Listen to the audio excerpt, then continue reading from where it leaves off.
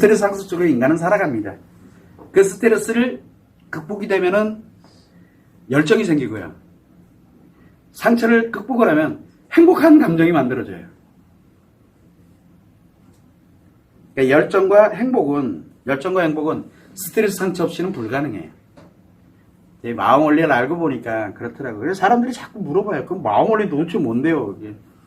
그래서 그냥 이야기를 해요. 우리 그 심리학이라든가 정신, 종교, 기타 등등 여기서 뭐라고 얘기를 합니까?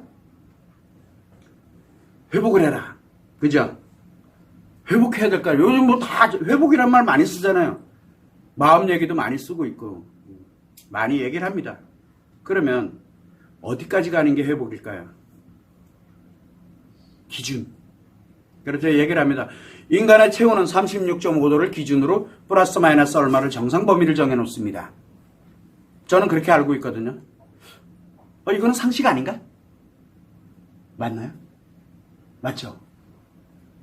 인간의 몸의 체온은 36.5도 아닌가? 36.5도를 기준으로 해서 플러스 마이너스 몇 도 요 범위 내에 있을 때 정상. 요거를 넘어가면은 이제 이거 문제가 이제 하는 그래서 체온부터 측정하잖아. 그렇게 알고 있거든요. 그래서 기준이 있어요. 기준. 근데 내가 아프다, 힘들다, 즐겁다, 재밌다, 행복하다. 그 기준은 뭘까요? 기준. 그 기준을 말하는 게 마음 원리예요. 마음 이론. 그래서 남자가 건강하게 가는 기준은 뭡니까? 스트레스 받았을 때 피하는 게 기준이에요. 건강한 사람이에요.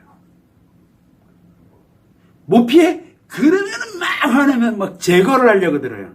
그 건강해서 그래요. 이해를 잘 못하시는구나.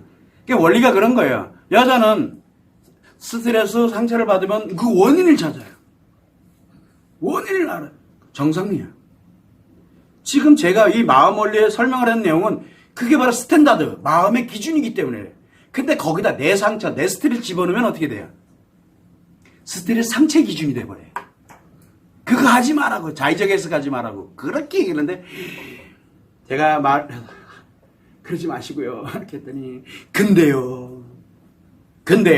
저랑 이제 이야기할 때 2번, 3번 반복이 되잖아요.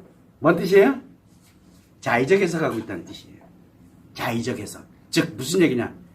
내가 다 알아. 내가 아는 거예요. 그러면서 하는 얘기 몰라요. 그래서 물어보잖아요. 묻지 마세요. 스스로 찾아가세요. 이런 거 다 있는데. 스스로 찾아가 봐요. 거기 보면 안 나왔나 봐요. 우리 치료하는 분들 뭐라고 나와 있습니까? 남자는 스트레스 받으면 어떻게 한다 그랬어요? 스트레스를 받으면 회피하거나 제거하고 난 다음에 뭐를 한다 그랬어요? 그 자리에다가 즐거운 거를 갖다 때려넣는다고. 그리고 기억 안 한다. 이거 원래 안 나오나요? 그게 정상이기 때문에 그래요. 그렇지 않으면 비정상으로 가는 거예요. 즉 문제 생겼다는 얘기예요. 제가 판단하는 기준 사람들이 이렇게 왔어. 얘기 몇 마디 툭 하게 되면 이 사람 지금 습관이 인생 문제구나, 심리 문제구나, 마음 문제구나, 정신병이구나 하는 걸 금방 알 수 있는 이유는 바로 이 마음 스탠다드 기준을 갖고 있기 때문에 그래요. 그게 머릿속에 아니에요. 전 습관에 있어요. 그래서 포럼을 할 때도 지금 오늘 했던 이거 내용 없어요. 내용 없이 그냥 포럼 하는 거예요. 왜?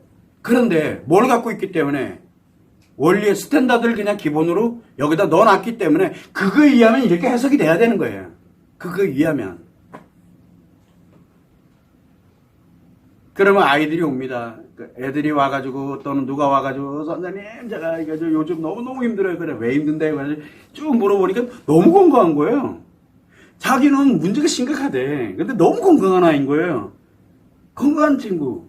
그래서 제가 설명을 쭉 해주면 그럼 저 건강한 거예요? 그런데 왜 여기서 뭐 해서 그건 네 생각이고요. 그래 가서 건강하니까 요렇게 한번 해봐라. 그리고 일상으로 돌아가. 요거 하나만 알아라. 요거 하나만 알고 가서 일상생활 해봐라. 그랬더니 이런 것도요. 왜? 몰라서 문제가 생긴 거예요. 그게 마음이에요. 그래서 제가 아이들용 우리 여러분들 아시는지 모르겠지만 청소년 아카데미도 있고 청년 아카데미도 있고 그게 뭐예요? 마음원리거든요. 청소년일 경우에는 마음원리 요만큼만 알아도 이 아이들은 근데 문제는 뭐냐? 그걸 자기 걸로 만들어야 되잖아요. 그런데 우리 부모들은 또 뭐라 그래요? 또 마음치료 좀 했다고 내 아이 청소년 아카데미 하면 좋겠는데요. 애들한테 청소년 아카데미 해라. 애들이 뭐라 그래? 가뜩이나 공부하기도 힘들어 죽겠는데 뭘 또 공부하래? 이렇게 가버려요. 애들 보고 죽을 때까지 너는 마음 알면 죽는다라고 얘기하는 거랑 같아져 버려요. 강요하지 마라. 그렇게 얘기를 해.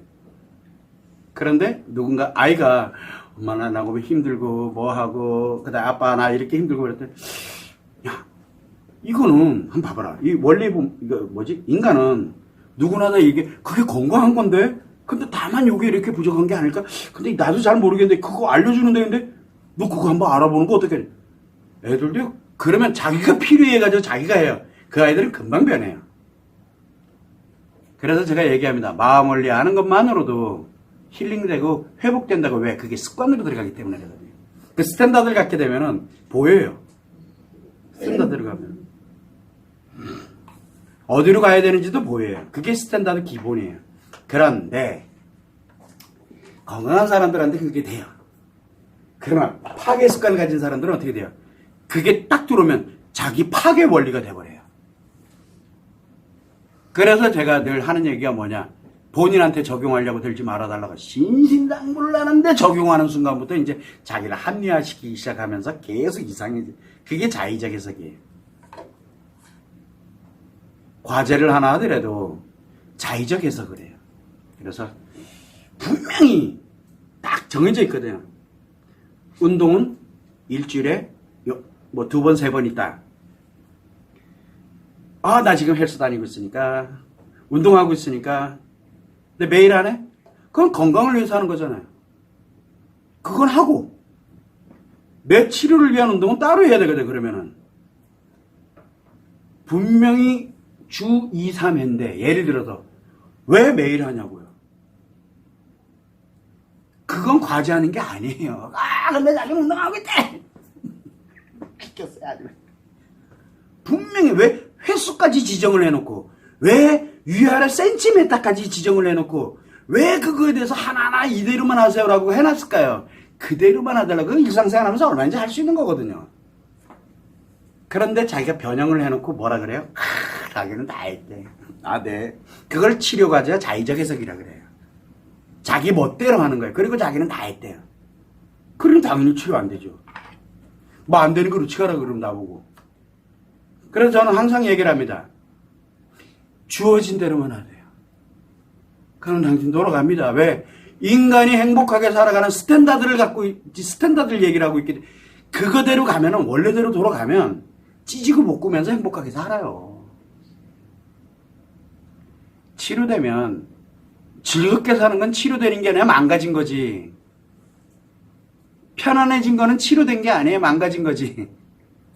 과거를 돌아보면 먼 추억이 되고 과거를 돌아보니까 아 옛날에 내가 애한테 참 심하게 대했구나. 아 그때는 이런 일이 있었지. 그럼 애들이 이렇게 보면 눈물 나고 고맙고 성인이 돼 있어도 그래요. 그럼 자기도 모르게 뭔 얘기하나요? 옛날 그 추억을 얘기하면서 뭔 얘기하나? 추억을 얘기하면서 옛날에 이랬을 때 너네 힘들지 않았냐? 어? 그거 어떻게 기억해? 그러니까 엄마가 생각해보니까 그런 것 같아. 그러니까 엄마 보니까 너무 행복해 보이거든. 애들이요. 애들이 따라해보게 돼요. 이래라 저래라 하지 말아달라고 신신당부를 하는 이유가 바로 그것 때문에 그래요. 치료되고 회복되면 내 말 한마디 한마디가 나와 내 아이들, 내 주변 사람들이 회복으로 가는. 그런데 문제 있는 사람들은 엄청 듣기 싫어해요. 그럼 둘 중에 하나죠. 내가 문제 있는 상태에서 뭔가를 하고 있거나 아니면 내가 회복이 됐는데 그 상대가 문제가 생겼거나 둘 중에 하나예요.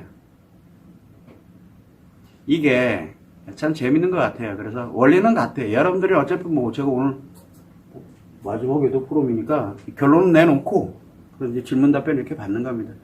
아직 안 늦었어요. 여러분들은 늦지 않았어요. 결코 그래서 살아있어야 돼요. 살아있어야 그 다음에 회복과 행복이 있는 거예요. 근데 회복과 행복은 분명히 있어요. 다만 현존하지 여기서 이 마음 문제에 관련된 이 파괴 습관을 가진 거를 해결하는 데는 자가치료법밖에 없는데 이 자가치료법의 원리는 스탠다드가 있어야 돼요. 돌아가는 곳에 스탠다드. 스탠다드 없이 돌아가는 거는 일시적으로 해결하는 거예요. 일시적으로. 일시적으로 해결하면 어떻게 돼요? 그때는 괜찮아요. 또 문제 생겨요. 또 해결하고 또 해결하고 또 해결하고. 그건 치료가 아니잖아요.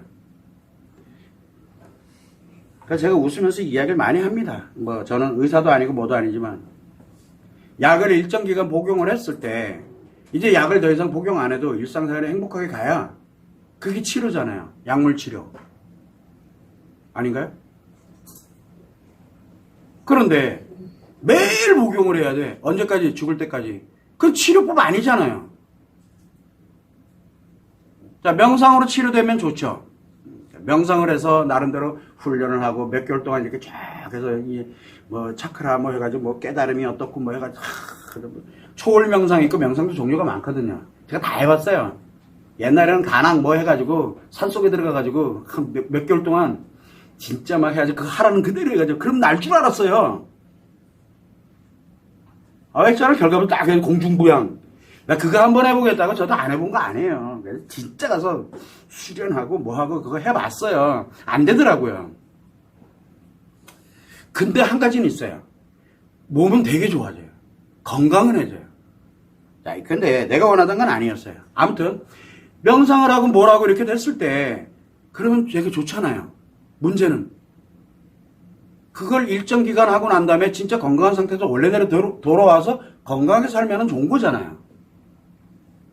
그게 아니고 매일 해야 돼. 언제까지? 죽을 때까지. 이거는 문제가 되는 거예요. 저는 치료의 정의를 그렇게 내리고 싶어요. 기간이 얼마가 소요될지는 몰라요. 그럼 진단을 하고 나면 대충 어느 정도 기간이 소요가 되겠구나. 나와요. 그걸 임상을 많이 해본 사람들은 그걸 알아요. 그래도 우리 감기약 3일치 왜 그래요? 통상 3일 안에 감기 요렇게 처방이 되면 3일 안에 통상 이렇게 되는데 조금 더 갈 수도 있으니까 혹시 몰라서 뭐 일주일치 얼마치 이렇게 해서 주잖아요. 그럼 대충 보면은 알잖아요. 왜? 그래서 저는 예전에도 얘기합니다.